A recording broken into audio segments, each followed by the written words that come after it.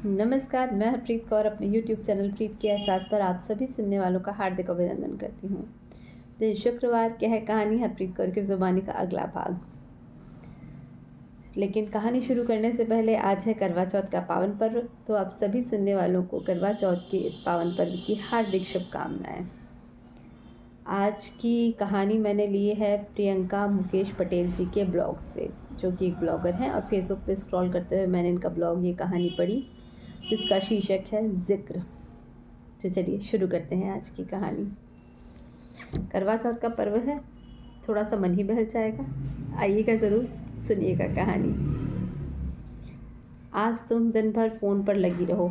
तुम बातों में मशगूल रही और भावना दीदी ने झाड़ू लगाया। किससे बातें करती रहती हो?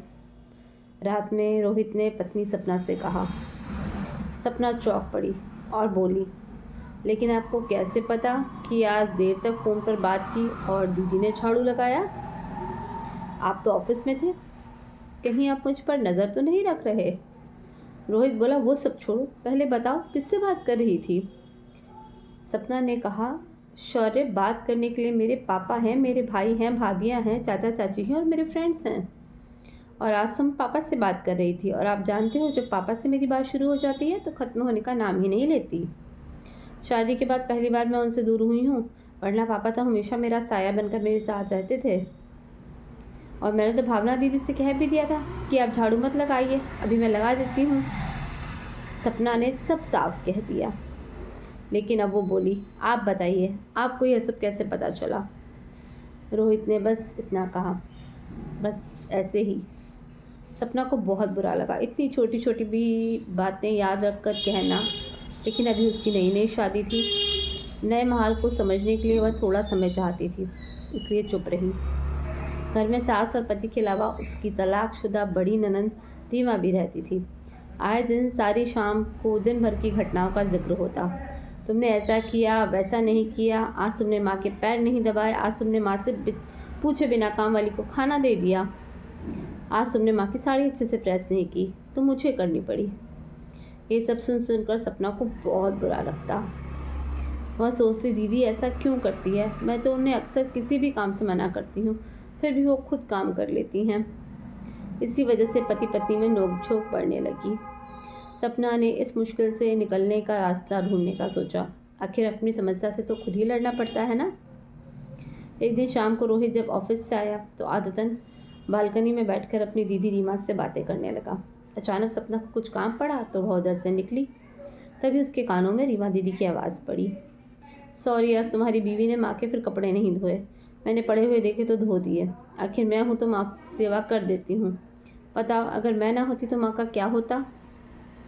रोहित चुप था। तभी पीछे से खड़ी सपना बोली, बहुत अच्छे से होता दीदी, क्योंकि बात बात में कोई रोक टोक करने वाला ना होता। हर गृहिणी को अपना काम अच्छे से मैनेज करना आता है। सपना बोली, मैं कपड़े धोने जा ही रही थी तभी आपने कहा था दीदी मैं पहले जाकर ऊपर वाली टंकी में पानी बदल दूं। अगर मैं आपकी बात काट कर पहले कपड़े धोने लगती तो शायद आप जाकर पानी बदल देती और फिर अपने भाई से कहती कि तुम्हारी बीवी माँ का ध्यान नहीं रखती। दीदी आप कोई काम मत कीजिए, लेकिन मेरे खिलाफ मेरे पति के कान मत भरिए। मैं सब कर लूँगी, लेकिन एक के बाद एक सारे काम मैं माँ के साथ मिलकर नहीं कर पाऊँगी, क्योंकि मेरे सिर्फ 2 ही हाथ हैं। रीमा बोली, मैं कान भर रही थी? वो तो बस चर्चा चल रही थी तो मुंह से इतना निकल गया, तुम मुझ पर इतना इल्ज़ाम क्यों लगा रही हो? रोहित ने बीच में कहा, तुम दीदी से जुबान लड़ाती हो, तुम्हारी इतनी हिम्मत? सपना और तेज़ आवाज़ में बोली, आप तो रहने ही दीजिए, आप तो कान के भी कच्चे निकले। आपको अपनी पत्नी पर ही विश्वास नहीं, और मैं जुबान नहीं लड़ा रही हूँ, मैं अपने खिलाफ होने वाली साजिश पर अंकुश लगा रही हूँ। दीदी इल्ज़ाम मैं नहीं दे रही, आप देती हैं। हर छोटी छोटी बात अपने भाई को बताती हैं, ऐसा कौन करता है? और ऐसा भी नहीं है कि आपसे कोई गलती नहीं होती, लेकिन मैं तो उसे माँ पर भी नहीं डालती, न ही भाई से बताती हूँ, क्योंकि मैं नहीं चाहती कि आपके और आपके भाई के रिश्ते में दरार पड़े। आप ऐसा क्यों करती हैं मैं नहीं जानती, लेकिन एक बात जान लीजिए दीदी, आपकी ऐसी हरकतों से हमारे रिश्तों में दरार आ रही है, और रिश्ता टूटने का दर्द आपसे बेहतर कौन समझ सकता है। इसलिए उम्मीद करती हूँ आगे से आप अपनी हरकतों को विराम देंगी। इतना कहकर सपना बाहर निकल गई। रीमा को अपराध बोध होने लगा। सपना का आवाज़ उठाना सफल हुआ। अब रीमा ने उसके खिलाफ कुछ नहीं कहा और ना ही रोहित अपनी पत्नी के खिलाफ किसी से अब कोई शब्द सुनता था।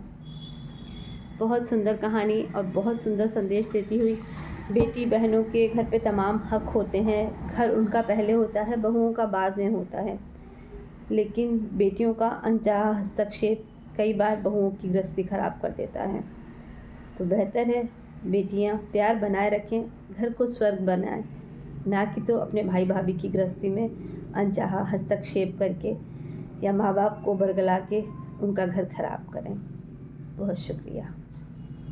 कहानी पसंद आई तो लाइक करें, कमेंट करें, मेरा चैनल सब्सक्राइब करना ना भूलें।